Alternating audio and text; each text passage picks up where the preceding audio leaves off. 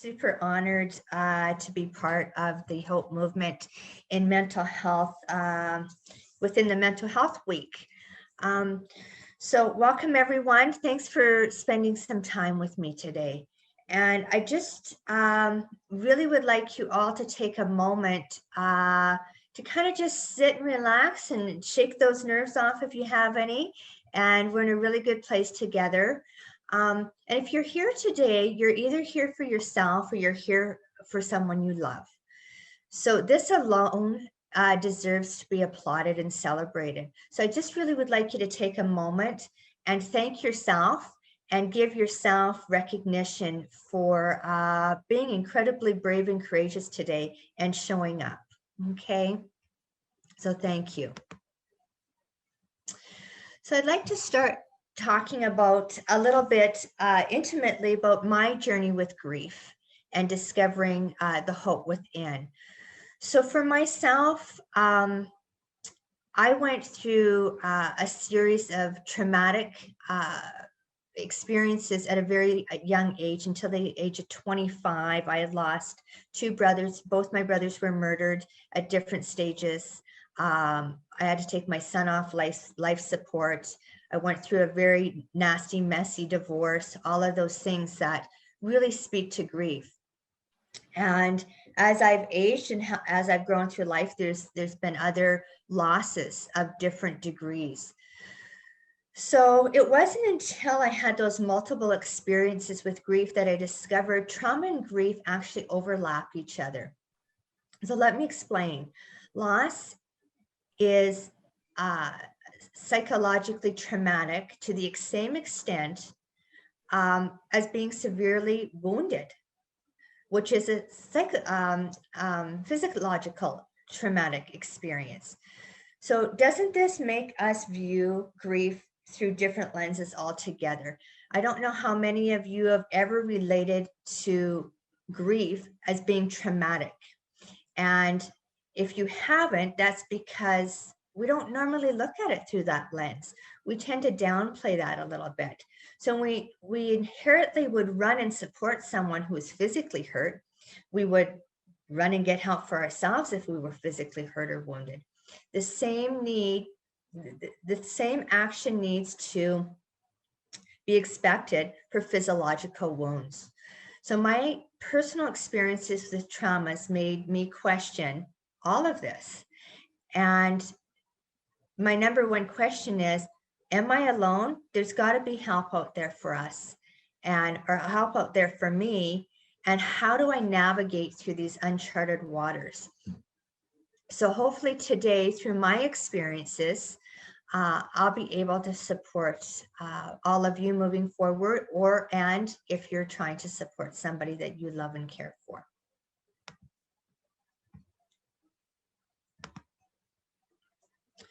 So let's talk for a moment about grief and how it looks on paper. So grief is the response to loss, particularly loss of someone or something that has died, which, you know, we have formed a bond of affection for. So with that, the result of that is cognitive, behavioral, social, cultural, spiritual dimensions. So it affects every aspect of our life. We really need to take a moment of pause and respect how it webs out really throughout all of our life, into our relationships and people that love us, into our work, our marriages, our children, and actually how we deal with grief today is how generations beyond will deal with grief and traumatic experiences. So there is an inherited responsibility. I hate to break the news to you, but I myself, even in my family unit, I'm trying to break cycles that have not supported the grief process altogether.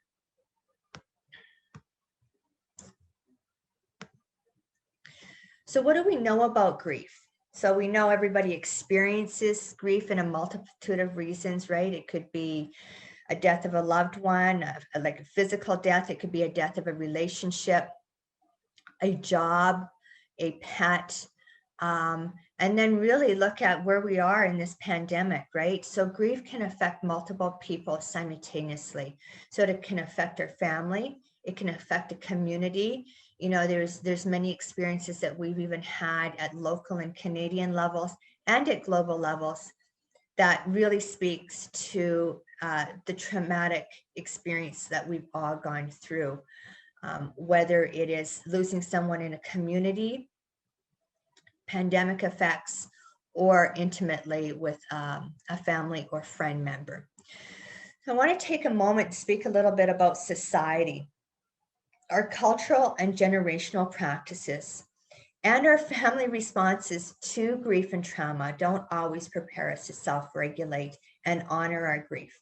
In fact, when I usually talk in workshops or when I'm doing one-on-one coaching and I speak to people about honoring their grief, very hard for us to digest honor and grief in the same sentence. So hopefully today you're going to be able to walk away with maybe a new aspect or a new appreciation on how you can honor that process within yourself and that process within others. So when we talk about society and cultural and generational practices, this can go back many, many generations and we're not even aware of maybe that family cycle, how we react with grief. On a larger scale in society, as an example, I'm just going to give Canada as the example right now. So we give employees in the workplace 3 days off of work. I don't know about you, but my grieving takes much more than 3 days. So how do we process that? And, you know, it's not saying any there's right or wrong on a government scale of giving more time. That's a totally different discussion. But I'm speaking more so of, you know, even in some cultures, how they respect that process. You know, for some cultures, it's 7 days of grieving that the family comes together. You know, you may have a practice within your home or within your family unit. I'm from rural Alberta, so it was nothing for us to show up at someone's house with a baked pie or food for people. And that's how we normally would practice letting somebody know that we respect where they're going or respect where they're coming from, and that we're here and we're available in sometimes the best ways that we can in situations that tend to make us feel very uncomfortable. Grief is one of those things. For sure, I'm sure you can all relate to that. So, and then our family's response to grief and trauma doesn't always prepare us. So when I'm talking about that, it's more in relation to that generational practice that has been in play from great-great-grandparents. And even when we speak of even coming to Canada, if you have immigrated to Canada, how you worked through grief culturally and what that looked like. Then there's the event, the experience, and the effects. It's called the 3 E's. So, and that is very intimate to every individual. If anybody's taking notes today, I would strongly recommend that you pick up a book. It was just released by Oprah Winfrey, and it speaks to, well, the name of the book is What's Happened to You. We tend to ask people what's wrong with you, but if we start asking on every scale, this is beyond grief and trauma, what happened to you? That allows people to feel much more comfortable to share the experience, and that they know that there's a level of non-judgment and acceptance. So when we're talking about the event, the experience, and the effects, that is all within that book. And I can't say enough. I'm on my second reading of the book. I just loved it. I too think that you would find it very beneficial. Then we have the 7 steps of grief. You know, this is the clinical version, very sterile. So there's the shock, denial, pain, guilt, anger, depression, the upward turn, working through it, and the acceptance. And, you know, I don't know how you feel, but for myself, I've kind of jumped all over the place on those 7 steps. One of my experiences was when I was struggling with grief and trauma. In order to get through that and sitting down with a counselor, that person allowed me to understand that I'm going to feel all those things at different rates. With that, it's important not to get stuck in one place. And for myself, my personal experience was I got stuck in anger because culturally I was told that you never get angry at somebody who's died. That's just not an acceptable behavior to have. But in reality, it's okay. And I'm letting you know that that's okay. It doesn't mean that you're a bad person or you wish bad on anybody. It's just one of the emotions that we are given and that we need to work through, because there's a difference between anger, and it's called righteous anger. And righteous anger allows you to be very authentic and true in that position where you're allowed to feel a little bit ripped off. You know, when I lost both of my brothers at a young age, I felt ripped off. They weren't there for my graduation. They weren't there to support me when boys were coming to court me at the house. They most certainly weren't there when I was in a very turmoil first marriage.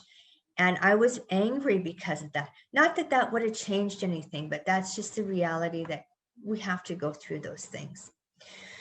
So then that leads us down to when we really struggle in honoring our grief, and we struggle in honoring grief in others.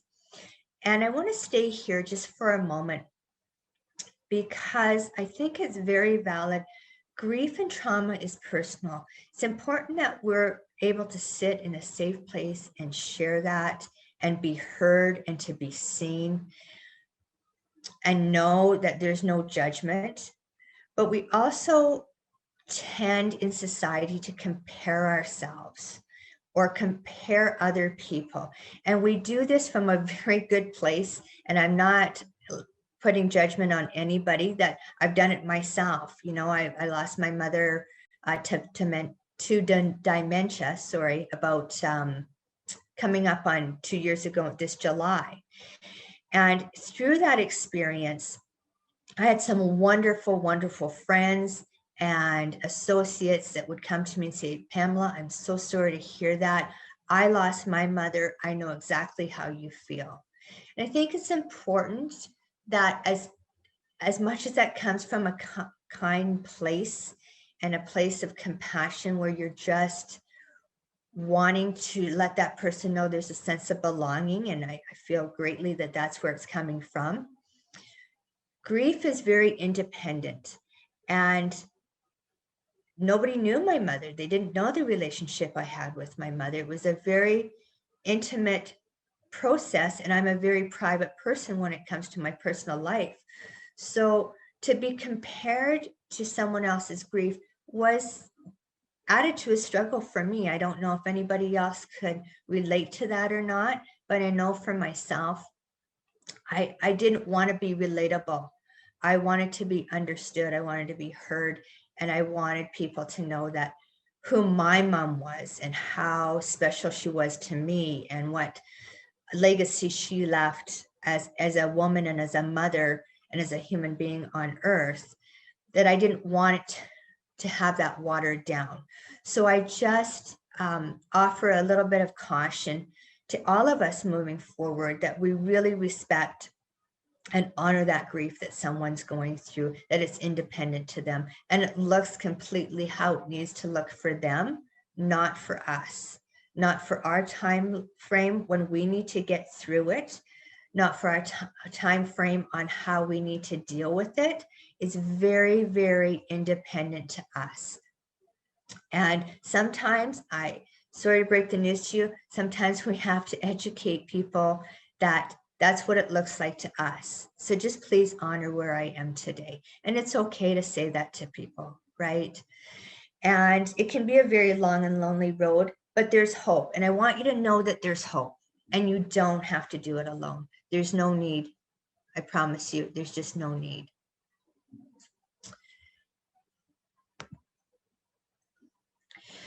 So how does grief affect the brain? So these are the symptoms, okay? So concentration is compromised, completing projects seems impossible, memory and recall are less sharp. I'm sure there's many of you right now, you can just give me a reaction of a hands up or a heart sign that you can relate to these items. I most certainly can relate to all of them. A general sense of absent-mindedness sets in. You can't keep your thoughts straight. You don't, sometimes you don't even know what day it is. And it all starts to fall into one into the other because we're going through a traumatic experience. And I really want you to take hold of, that's a tough word to hear, but it is trauma. And nobody's expecting you to get up tomorrow morning and move on with life. Right? This has compromised you for a moment until you honor your grief and go through those necessary steps. So as we go through, we're going to have some more discussion on this, but I know some of my personal symptoms were whenever I've had trauma or a death in the family, my legs go from underneath me. I completely lose all capacity to stand up. And I never really understood what that meant. But again, it's trauma and you're being wounded. And whatever the reasoning behind that, that's an exercise for myself to determine. But my legs automatically collapse. So I'm sure each of you have something that's independent to you that you just don't feel that you have control over in the moment and sometimes moving forward.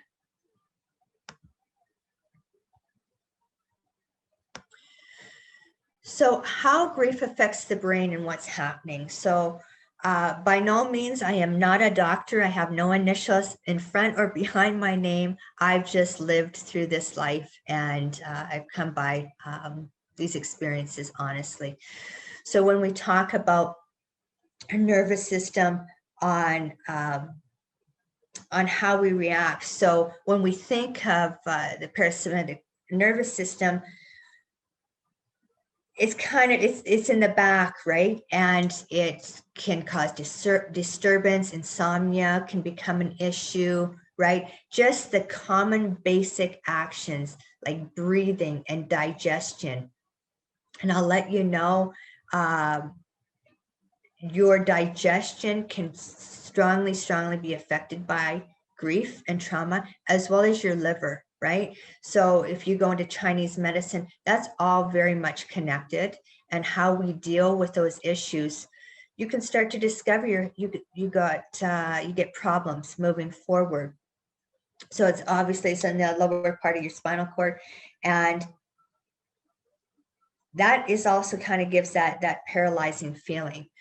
So, and then we have our frontal lobe, right? That's the ability that we have self-expression and we can plan. That's our problem solving. That's all of those things. So scientific brain scans show that loss, grief, and traumas can significantly impact your emotion and physical processes, right? So that alone, that, might explain why my legs go from underneath me, or why all of a sudden you can't move, and why you feel you're not in control of the situation. You can't keep your thoughts straight and everything's a clutter. And then there's the limbic system. So this emotion-related brain region, particularly the hippocampus portion, oversees personal recall, emotion, memory. So that's where all that stuff sits, right? Perceiving loss and grief as a threat. That's where all of those items sit. So you see how it all kind of falls one into the other.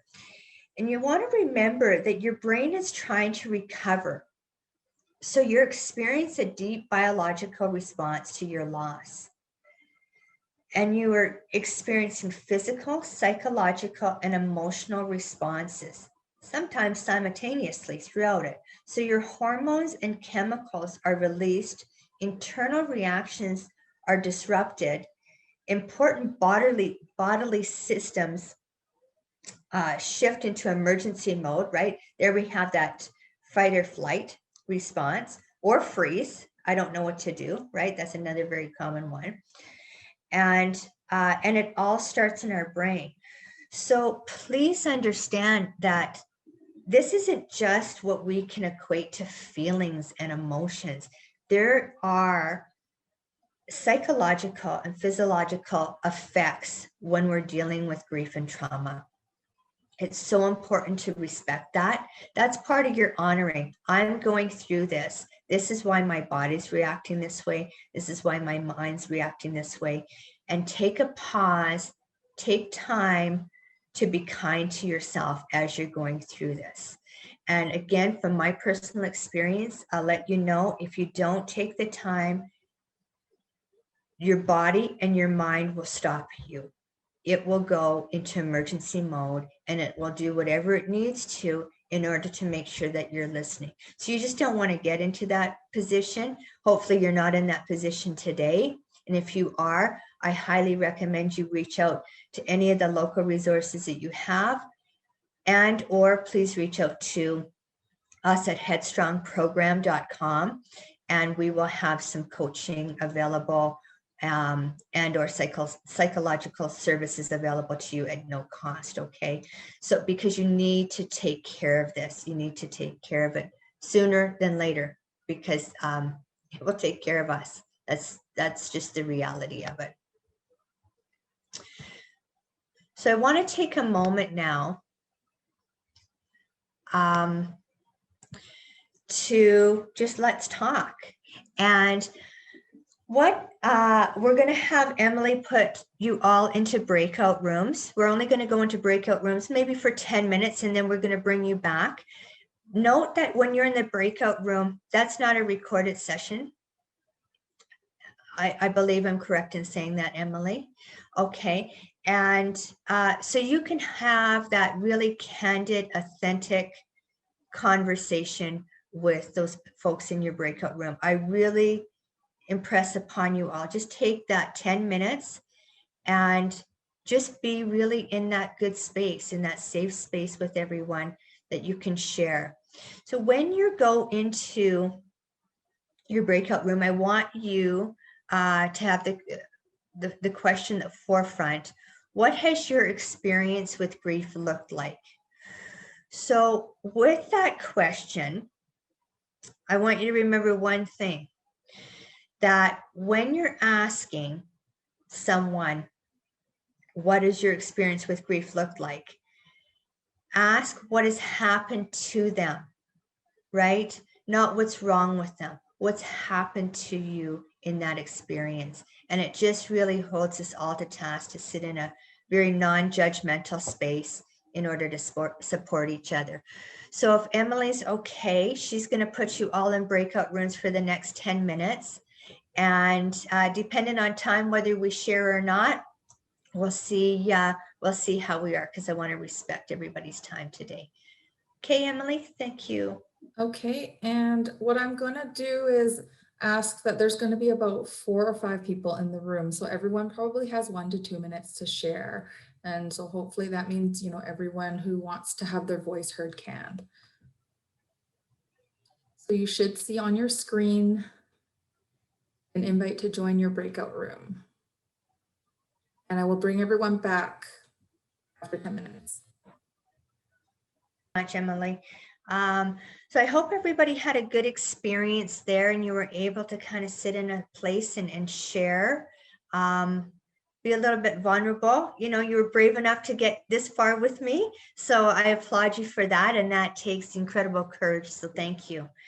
And, you know, Emily and I had a few moments ourselves to chat a little bit more on our own experiences. You know, she had lost her grandparents, and we talked a little bit about one of my challenges navigating through grief had been because I had 2 brothers that both of them were murdered at different times, a few years apart.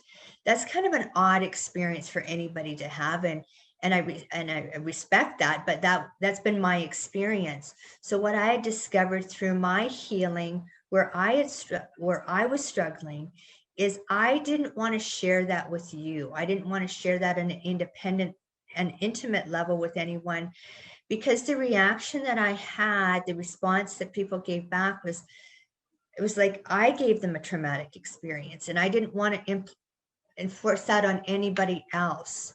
So I would almost water down my experience. So going, oh, it's okay. And it's, don't worry about me, to the point that I eventually had stopped sharing my experience and what had happened to me, because I felt that it inconvenienced and it made other people feel uncomfortable.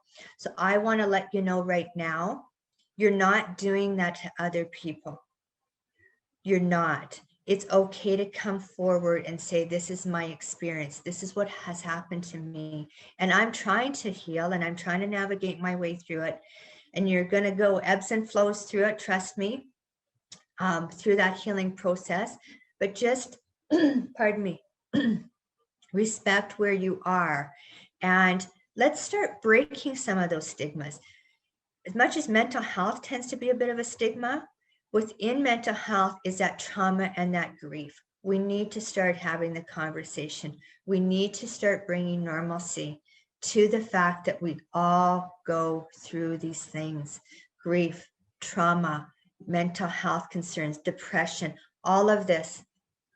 We need to start creating a normalcy. So that's kind of me standing on my soapbox right now, letting you know that I'm in town. I'm challenging mental health stigma, and it's time for a new day. We need to do that. We all need to do it for our health and for generations to come.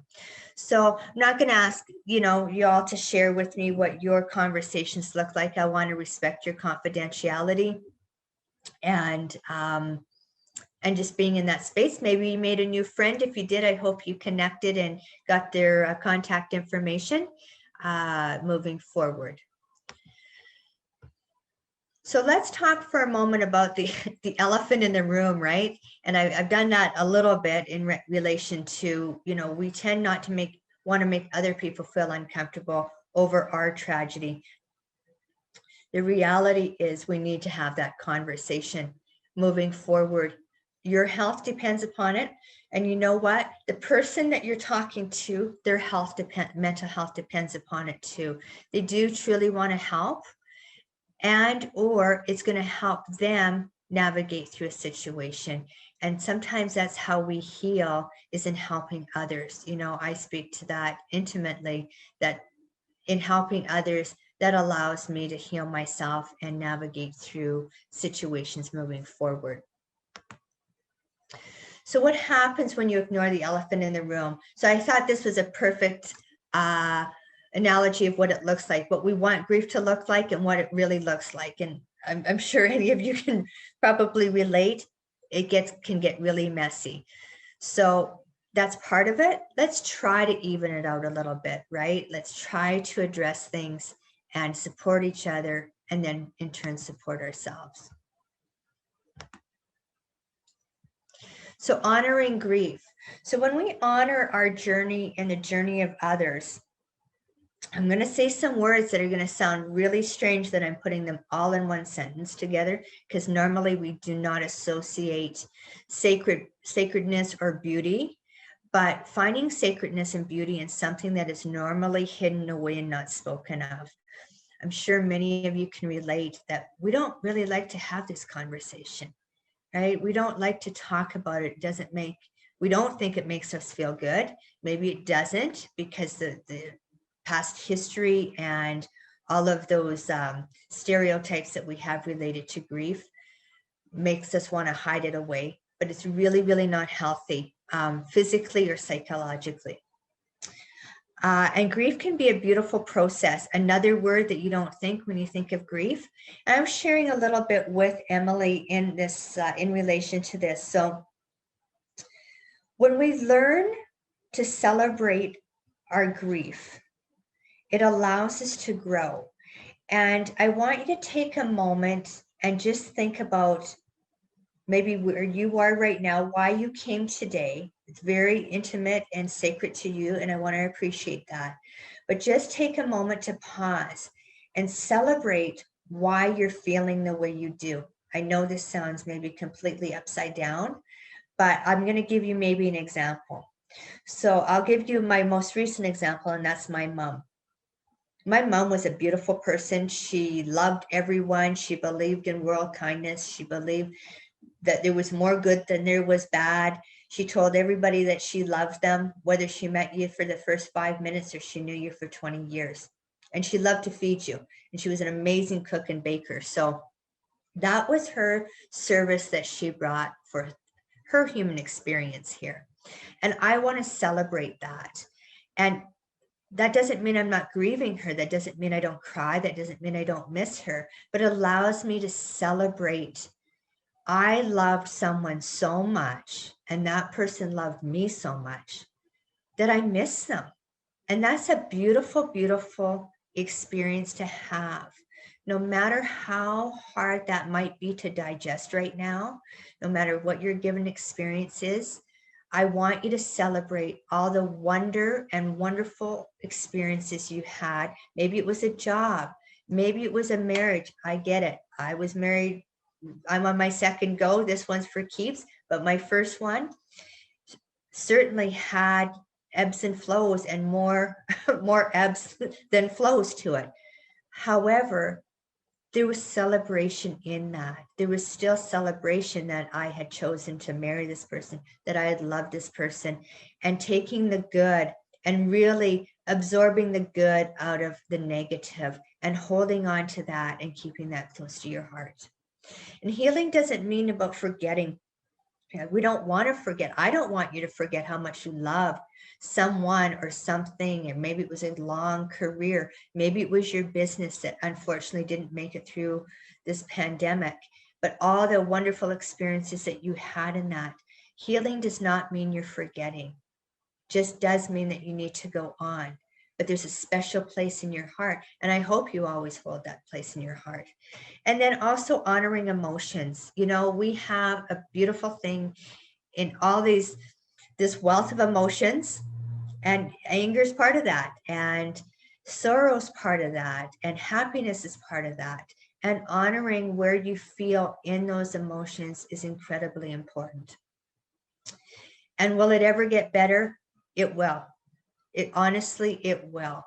Are you going to, I lost my brother over 35 years ago. Do I still cry?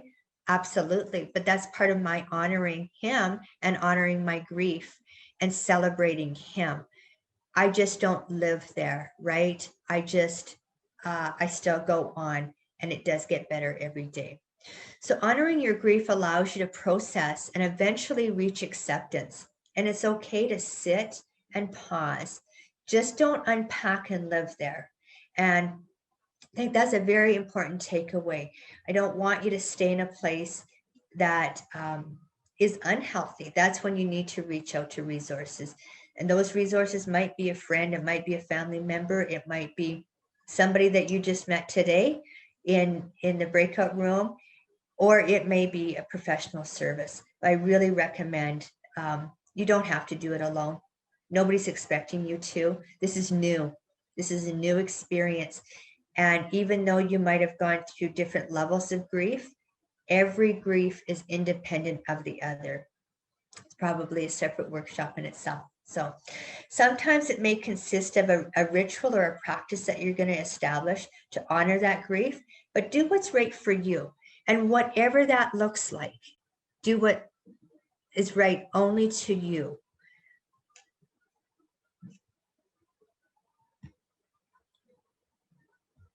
Okay, so now I want to take a couple of moments. I don't know how much time we have to really do a breakout room now, but I want you to maybe have a little bit of homework, maybe that's a suggestion I could offer. So I want you to think about 2 to 3 steps that you can take today, not tomorrow, not Monday, but today, in honoring yourself and or someone else where they're sitting in that experience.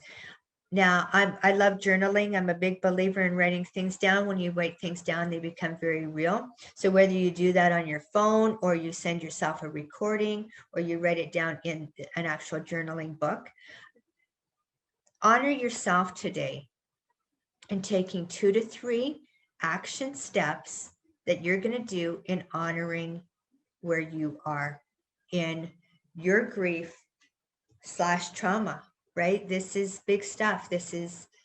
You need that self-care, not just a bubble bath either. It's not about that. It's about really digging deep within yourself and what can you do for yourself.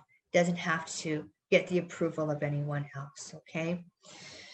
So with that, I know we're getting short on time, Emily, so I want to respect everybody's time today. So before we wrap up, maybe let's take a few moments if anybody has any questions or if they would like to share anything. I'm the eternal student, so I'm always open to anything that you feel that you'd like to bring to the table as well. And I can't see the chat, so I'm going to rely on you. So folks, you can feel free to speak up, or you can type a question or comment into the chat and I can read that out loud. It's up to you. I have a question. This is Darlene. Hi, Darlene. It's been burning in me since your second slide. So what does acceptance look like? Oh, good question, right? So acceptance is really finding a peace that you can't change the outcome. You're not actually in control of that outcome. That's a tough thing to swallow. So that's part of the main part of acceptance is understanding I'm not in control of what's happened, but I am in control of how I respond to it. Now, it might sound very cliche, but it's honestly the reality behind it. So it takes a while. I don't know where you are or in your experience. I know it took me in some cases, especially in my younger years when grief was new to me, took me a while to learn how to accept it and to just move on. Part of that was that honoring system. Does that help you, Darlene?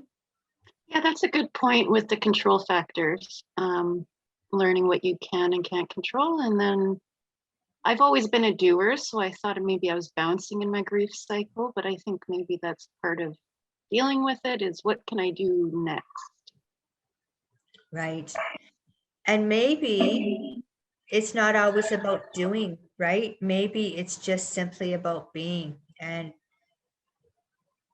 I want you to kind of sit with that. That's kind of just what's coming to me to share with you right now is just in the being part of it. And we love controlling as humans. You know, we're fixers. We're problem solvers. That's that wonderful part, this part of our brain, right? That we can take control. And some things we just don't have control over the outcome. We can control how we respond to it though. Does that help, Darlene? That makes a lot of sense. I'm actually going to make that one of my steps because I have been already advised I have to observe more. So I'm going to stop doing and just observe and be. That's wonderful. I love that. You know, and just maybe play around with that a little bit as far as what does being look like? Does it consist of sitting and just maybe looking through a book? Maybe it's reading, maybe it's looking back at a photo album, maybe it's hiking, whatever that is personal to you, where it allows you to be. It's really good actually just for our mental health, right? To stop. Hard for us to do, but super important for us to do. So good luck with that. That's a wonderful step. Anyone else would like to share?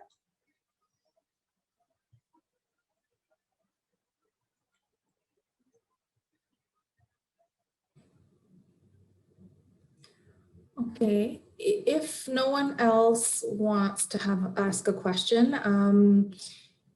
you know, I can wrap things up. And I also do really appreciate, Pamela, that you've provided resource for folks to, seek the help that they might need. And thank you for bringing this slide up. Do you want to just go over this quickly? Sure. So this is kind of my closing, and namaste to anyone who really understands the meaning behind the word, right? I mean that from my heart, and I send much love to all of you today through your process, and I honor where you are today and moving forward. So thank you so much for spending time with me today in this space. I know it's a difficult time for many people, and just respect yourself. Be kind to yourself, please. And in turn, that allows us to be kind and compassionate. I was sharing with Emily today about the difference between empathy and compassion. So compassion is an action word, right? So really, as wonderful it is to be empathetic, be compassionate. That's something that you can put into action for yourself and towards others. So below you'll see all those places that you can contact me. I'm not hard to find, and I will always take your email or your call or whatever that needs to look like and line you up with a resource that will support you fully as you go through this journey. You're not alone. I'm right there with you. You might not see me, but I'm there with you, and you're stronger than you think. Thank you so much, Pamela. And honestly, what I so appreciate is you've taken the trauma and you've taken the pain and the grief, and you've truly made something impactful and beautiful from it. The fact that you can reach the people who've joined us today and reach other people outside of this presentation. That's, I think, the ultimate honoring of those that, were in your life that you've lost. So, we so appreciate you, and we so appreciate all of you who are on this workshop, who've joined us. The breakout room, I imagine, was kind of a vulnerable place to be, and just, we applaud you for showing up and for participating and for, moving through this with, all the courage that you have. And so I want to thank everyone on behalf of National Hope Movement. And I do also want to thank Wellness Innovate, who is sponsoring this event so that, folks can have access to this for free. And if you are interested in this, and if you signed up for other workshops and you're interested in, future workshops, nationalhopemovement.com is where you can go for more information. We have a Facebook and Instagram page, and we also will be posting this video and other videos on our YouTube channel. And after this event, we will send a survey link, because we want to take your feedback and we want to be able to, create relevant content and put on relevant events to really help those and support those who need support with mental health. So if you have other questions for Pamela, you see her contact information up on the screen. If you have any questions for National Hope Movement, we can be reached at nationalhopemovement@gmail.com.